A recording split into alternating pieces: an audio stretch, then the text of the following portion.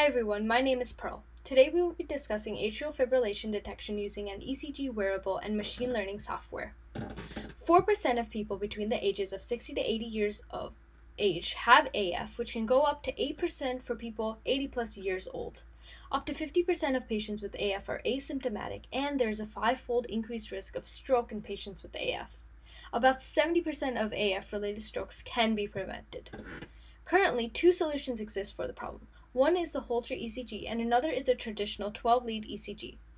Holter ECG has 24-hour monitoring, is quite expensive, and is bulky, but it has a high AF detection rate of 4.6%. On the other hand, a 12-lead ECG is more readily available but has a lower detection rate and gives a static ECG recording.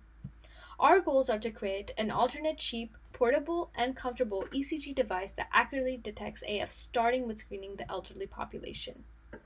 Our constraints included a 34-hour build time and digital software such as Fusion 360, Python, and JavaScript.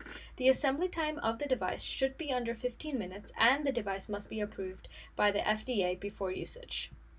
The first requirement is that the AF detection rate should be greater than or equal to the gold standard of the Holter ECG. Second, it should allow for intermittent tracking while still maintaining the above-mentioned detection rate. Lastly, the machine learning accuracy should be similar to what was achieved by the PhysioNet competition winners. This is our overall solution workflow. We first began by following the hardware path, which involves research on existing ECG devices, then the digital procurement of the materials, and eventually modeling of the prototype. Here are the individual materials and costs, which amount up to about $24 per device. Now, this is an overview of our entire single-lead ECG design, which we have split up into 5 main components. We start with the Arduino Nano board.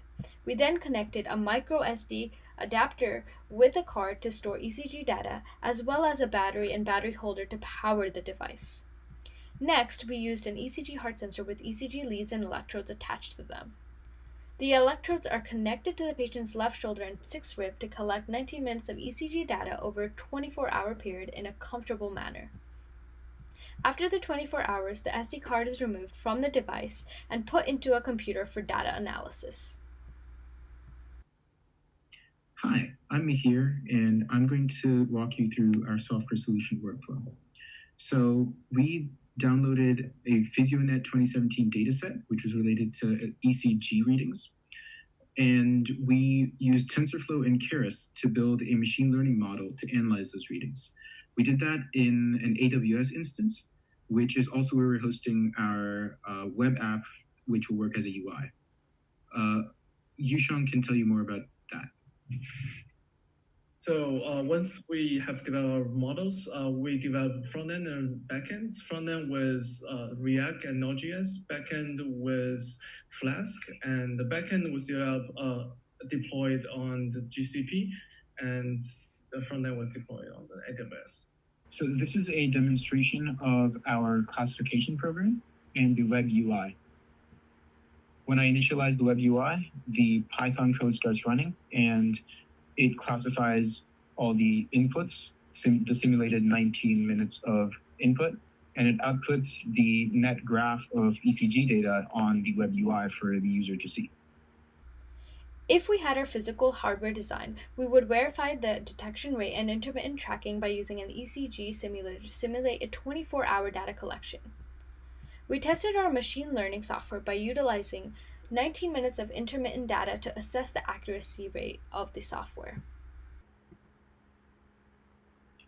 So here are the results of the machine learning program. On the left, you can see the training stages and the accuracy going up. On the right, you can see the program that classifies input, and you can see that all the inputs have been appropriately classified by the row at the bottom. Although our device has benefits such as low cost, portability, and ease of use, it does have some drawbacks. To improve our design in the future, we could make it more compact and waterproof, as well as replace the SD card with Bluetooth technology. Here are our sources, and thank you for listening.